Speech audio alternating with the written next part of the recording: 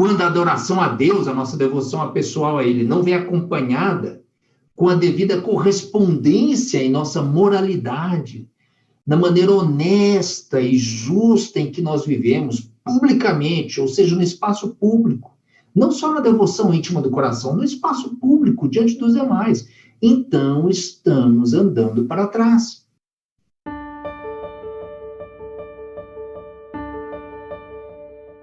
Essa já é a mensagem de número 10 da nossa jornada juntos com o profeta Jeremias.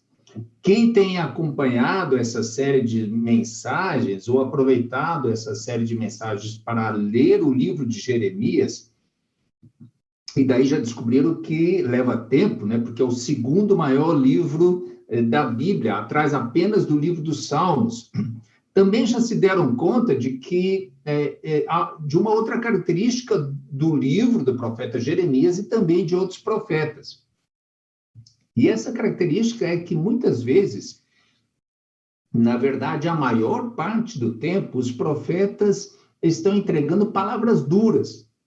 Eles não aliviam, não. Eles entregam palavras difíceis, de alerta, de repreensão, seja para o povo, seja para os líderes religiosos, seja para os líderes da nação. Se eles, cada um deles, estão fazendo coisa errada, se em suas posturas, se em suas ações estão compactuando com a injustiça e se afastando dos bons propósitos de Deus, dá-lhe bronca, dá-lhe exortação, a ver se ouvem e mudam os seus caminhos.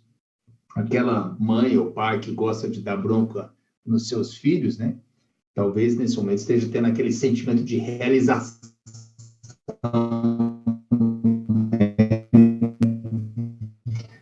Precedente bíblico para a maneira como ele dá uma bronca, por que eu te puxo a orelha. É claro que o perigo seria as crianças responderem de volta, mas foi Deus quem te mandou falar assim comigo?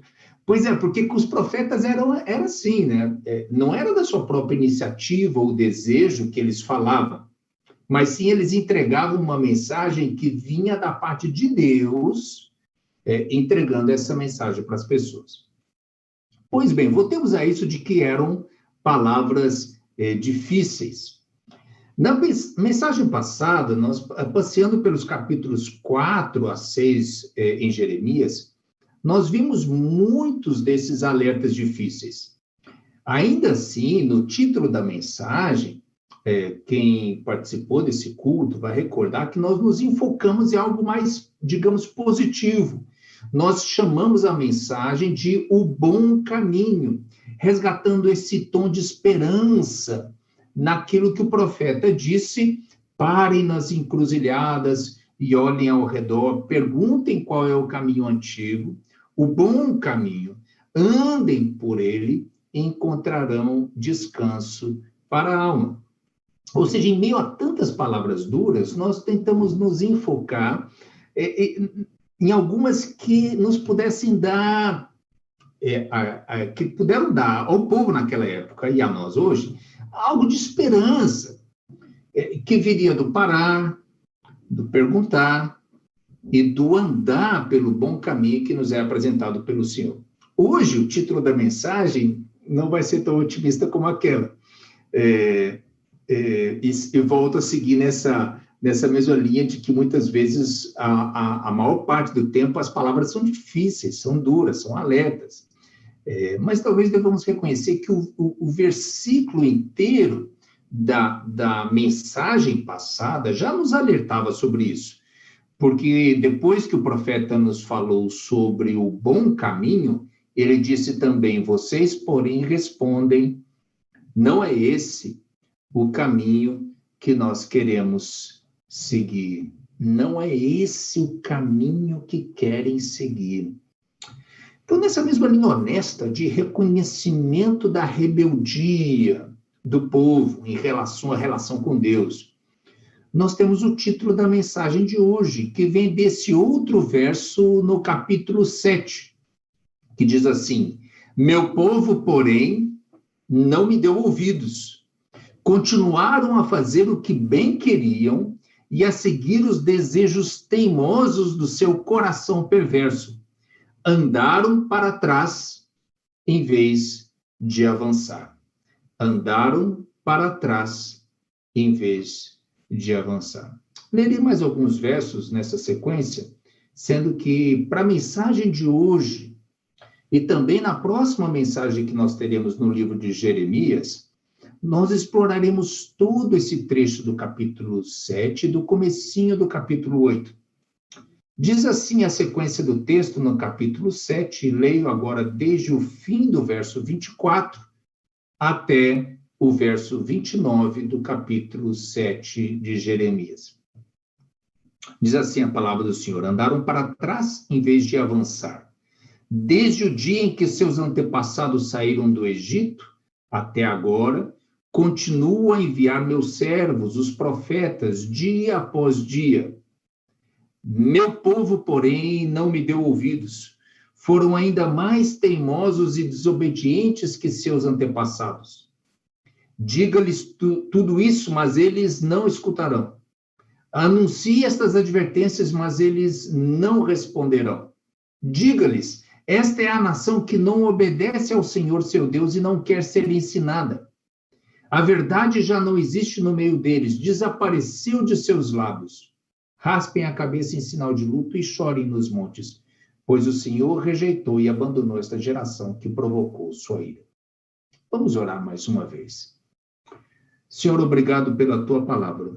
Oramos para que o mesmo Espírito que trouxe a tua palavra para o povo de Deus no passado esteja presente com a gente agora, nesse momento, nesse culto online, com cada vida que vai escutando esse culto e essa mensagem nesse momento. Abrindo nosso coração para receber a palavra que vem do Senhor e que o teu Espírito encontre em nós também uma disposição para respondermos. Em obediência te pedimos em Cristo Jesus. Amém. Vejamos aqui um pouco de contexto dessas palavras de Jeremias no capítulo 7. Esse sermão parece ter sido inserido aqui, nesse momento, pelo editor do livro de Jeremias. Inserido nessa edição, nesse arranjo dos temas do livro, porque a pregação que aparece aqui, muito possivelmente, é a mesma mensagem entregue por Jeremias muitos anos mais tarde, no pátio do templo, algo que aparece registrado mais tarde no livro de Jeremias, no capítulo 26.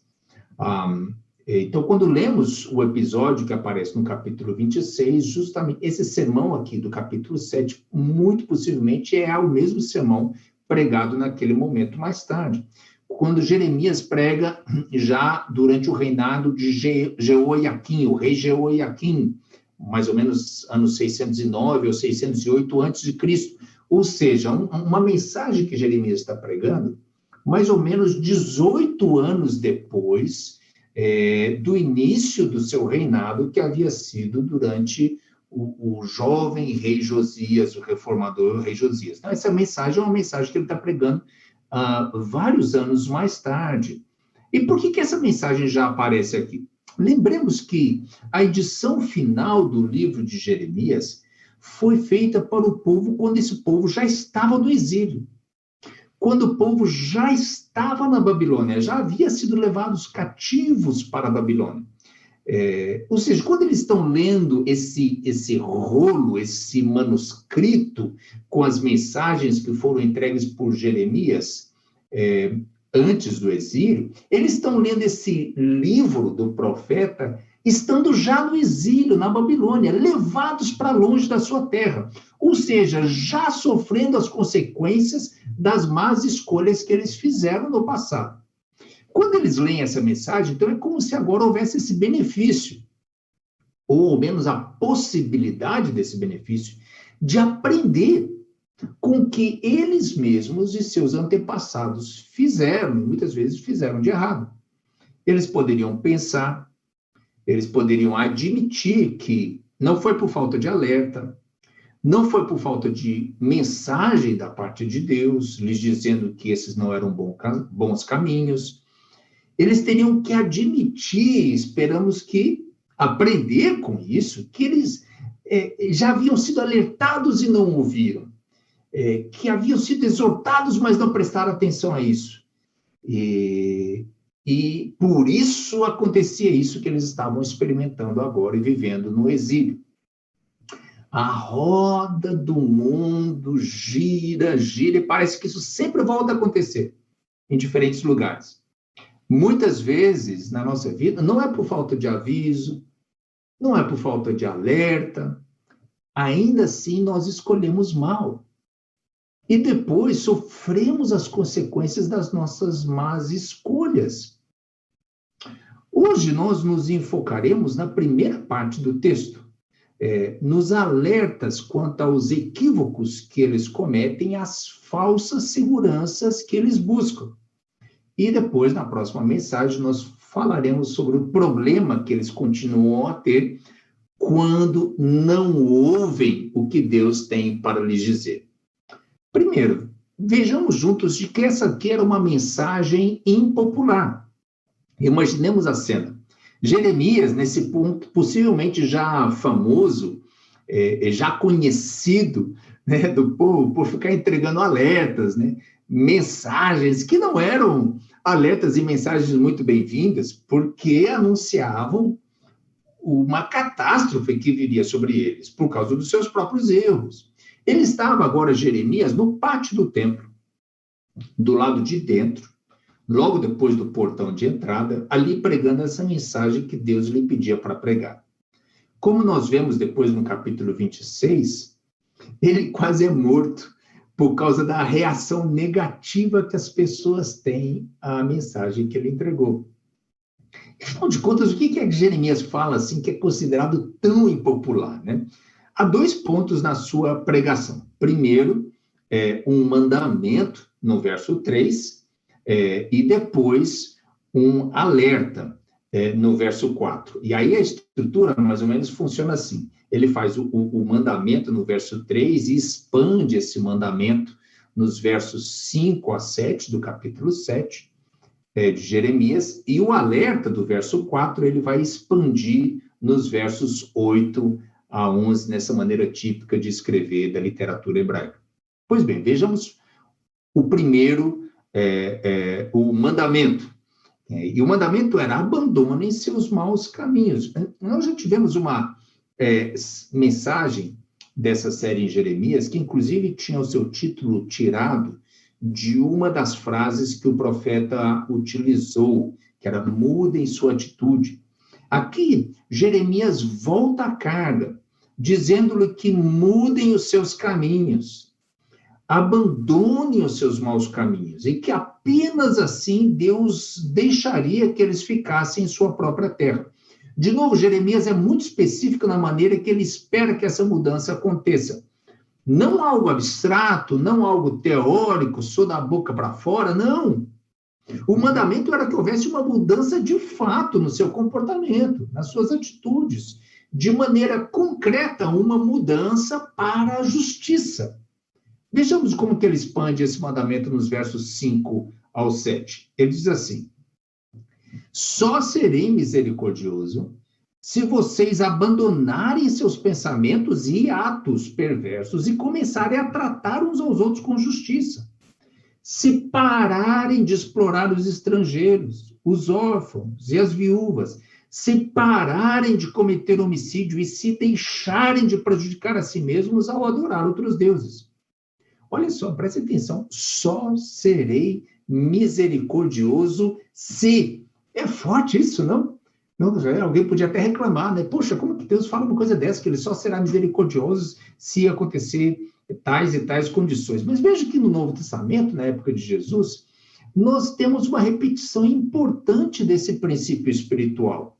Lembra de como que Jesus tratou com seus discípulos a esse respeito? Ele os exortou: como é que vocês esperam receber perdão se vocês não sabem perdoar os demais? Como vocês esperam receber misericórdia se não sabem expressar ou agir com misericórdia com os demais? O mandamento é claro. Tratem uns aos outros com justiça. Parem de explorar o vulnerável. O estrangeiro, o órfão, a viúva, os que sofrem violência, homicídio.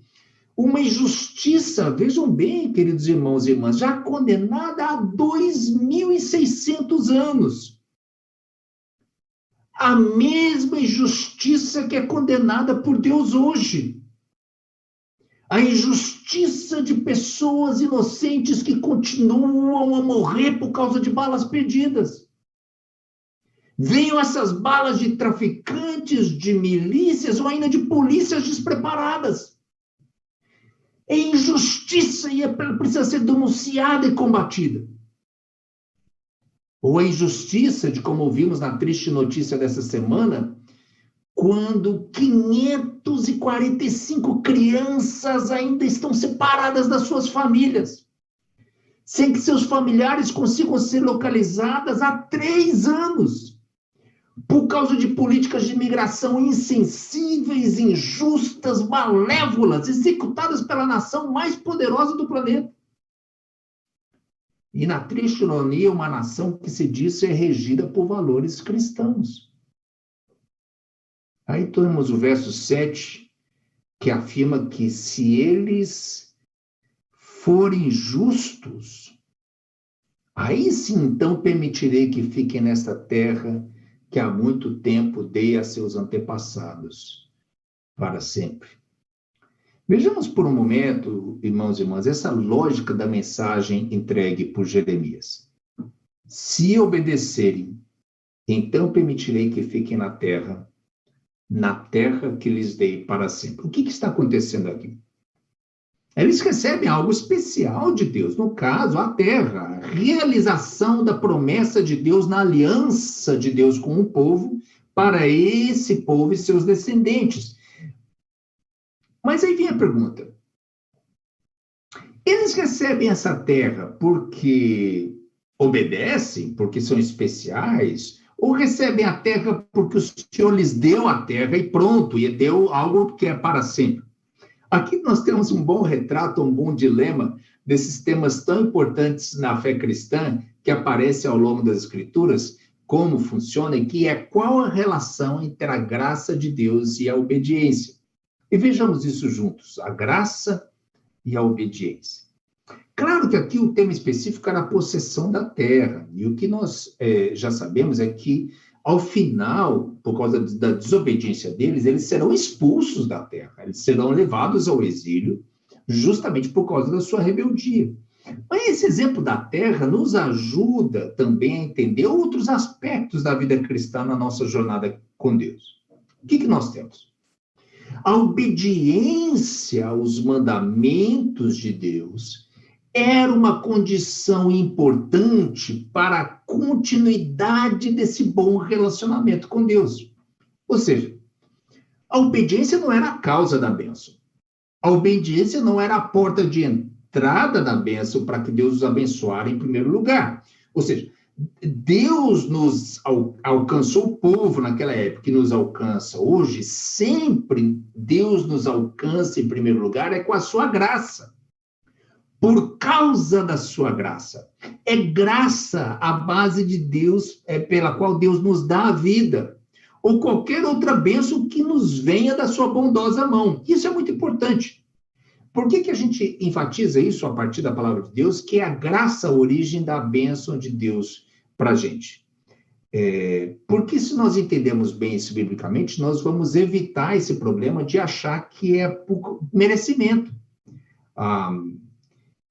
É graça, porque a definição de graça é isso exatamente, não depende de nós, não é por algo que nós fazemos.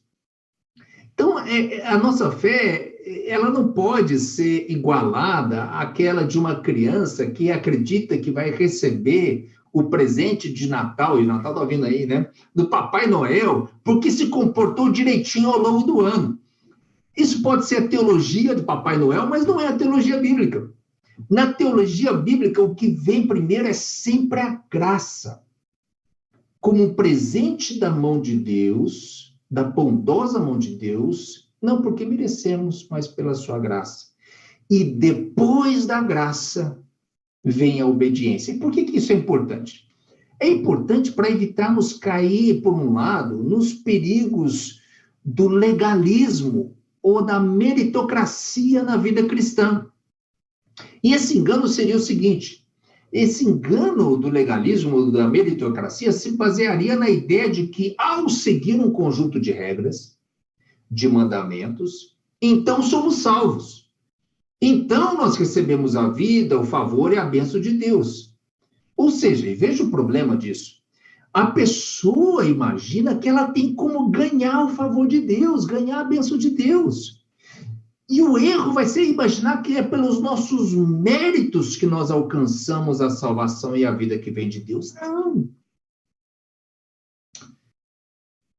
E na palavra de Deus é interessante, nos ajuda que ela... Lembra que eu falei sobre a graça e a obediência, né? Qual que seria o outro erro, então? O outro erro, outra distorção, que é comum também, lamentavelmente, na vida de muita gente, muitos cristãos, é imaginar que, como é pela graça que nós encontramos a salvação e a vida que nos vem da mão de Deus, ou no caso do povo lá em Israel, é a terra que eles recebem como símbolo dessa aliança feita com Deus, então não importaria mais como a gente vive depois de receber essas bênçãos. E não, aí está outro problema.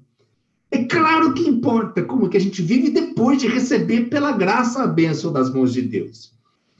Ou seja, a obediência não é a causa, em primeiro lugar, pela qual nós recebemos a salvação e as bênçãos da mão de Deus, mas a obediência é a maneira pela qual nós podemos permanecer e desfrutar dessas bênçãos. Ou seja, e é que talvez esse ponto precisa ficar bem claro. Andar em obediência e em justiça é a maneira pela qual nós permanecemos nas bênçãos de Deus para nós. Eu acho até que a gente tem um slide. Opa, apareceu, tá aí. Andar em obediência e em justiça é a maneira pela qual nós permanecemos nas bênçãos de Deus para nós, dadas, em primeiro lugar, da bondosa mão de Deus pela sua graça.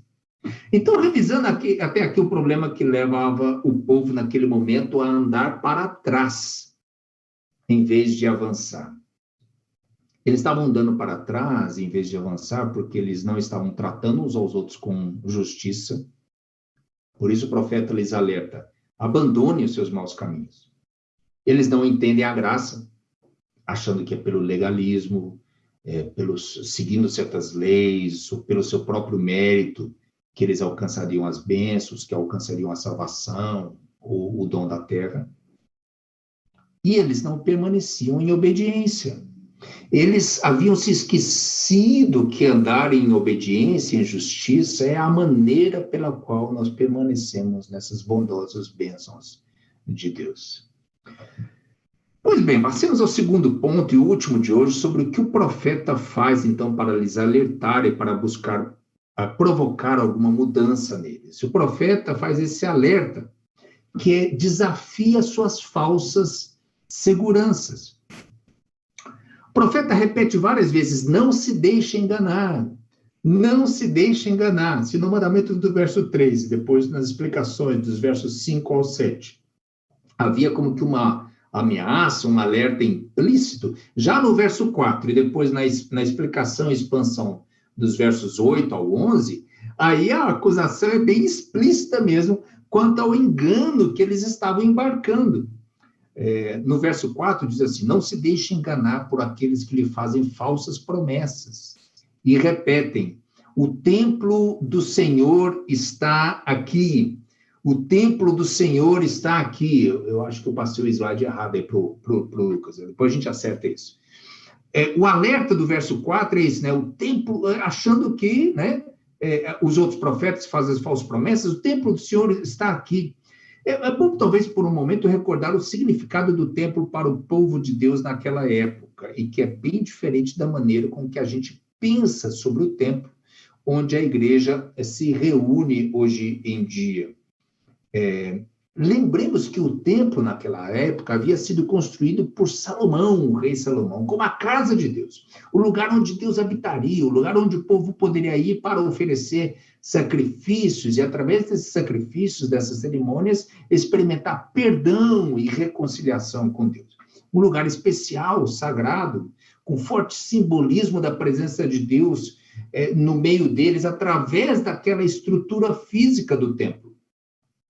Eram espaços físicos especiais, né, como o Santo dos Santos, o Santíssimo Lugar, a Arca do Senhor, representando para eles, na sua fé, no seu imaginário, um lugar que tanto não poderia ser destruído, como onde eles também estariam seguros dentro dele. Muitos momentos das Escrituras aparece isso, né, como uma sugestão de que vá para o templo, entre no templo e você vai estar seguro dos inimigos. Os inimigos não poderão te alcançar. Para eles, a cidade de Jerusalém era inviolável, não poderia vir a ser destruída. Mais de 100 anos antes desse momento em que Jeremias está fazendo essa pregação, Isaías, outro profeta do povo de Deus do passado, já havia previsto de que Deus protegeria a cidade contra o temível e poderoso rei assírio, o Senaqueribe. E aí sim, da profecia de Isaías. E assim diz o Senhor a respeito do rei da Síria: seus exércitos não entrarão em Jerusalém, nem dispararão contra ela uma só flecha. Não marcharão com escudos fora de seus portões, nem construirão rampas de terra contra os seus muros.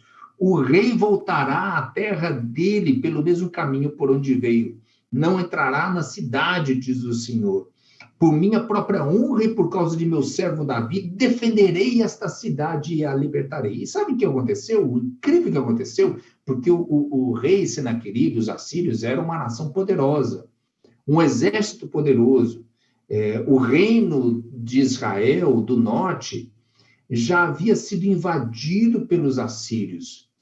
O mesmo não aconteceu com Judá, o reino do sul, e com a sua capital Jerusalém. Deus havia cumprido, mais de 100 anos antes, a promessa entregue através do profeta Isaías.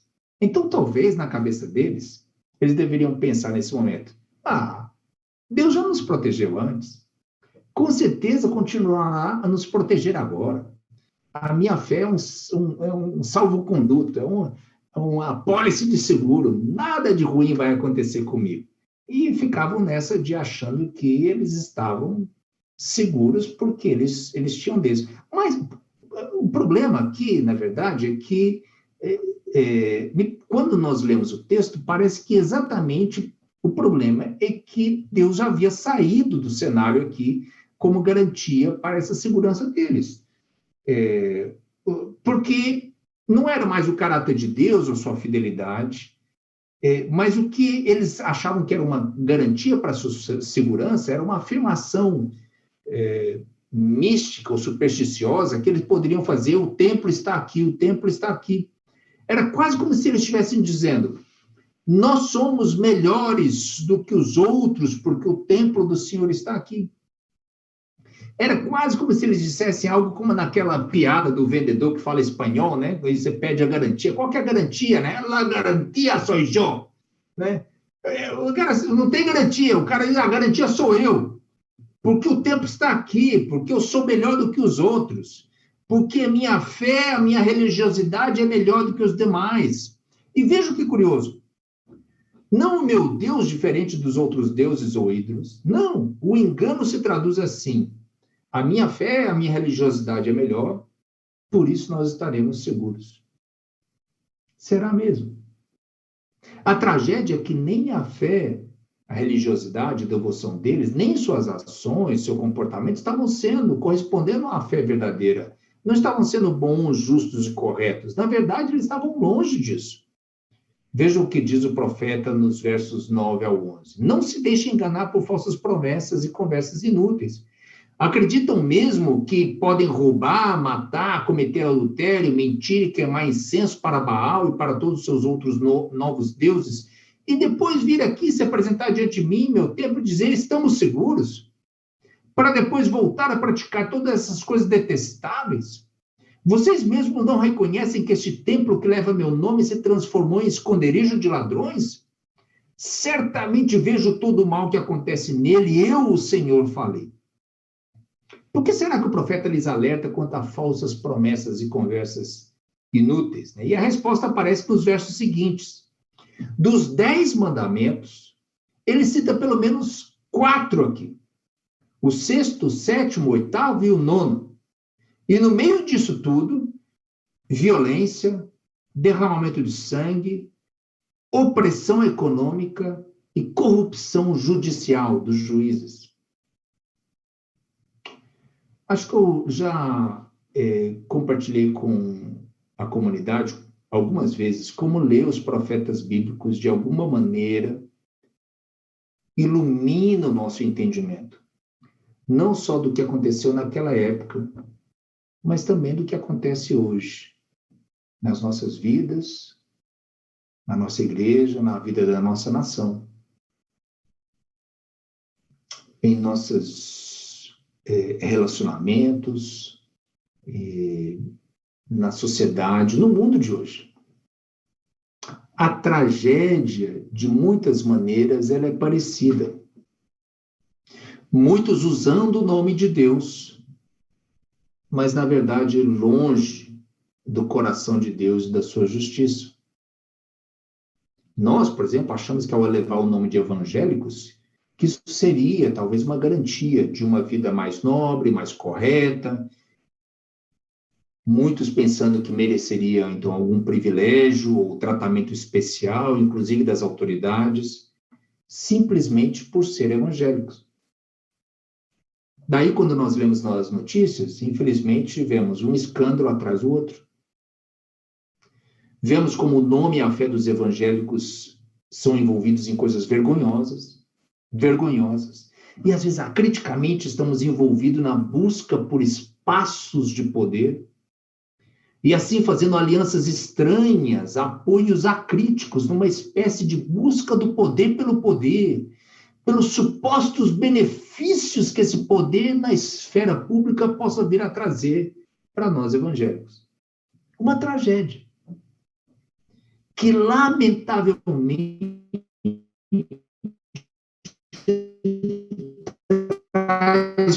afeta negativamente, de maneira muito séria, o testemunho público e a missão pública da igreja em nosso país e no mundo. As palavras de Jeremias são muito duras. Vocês mesmos não reconhecem que este templo que leva meu nome se transformou em esconderijo de ladrões? Palavras que serão usadas séculos mais tarde por Jesus no famoso episódio em que ele se ira com os religiosos. Ele se ira com aqueles que têm uma profunda religiosidade e devoção, mas que estão fazendo comércio no templo de Deus, transformando o templo em esconderijo de ladrões. Por que dizemos aqui que as falsas seguranças são denunciadas e expostas, né?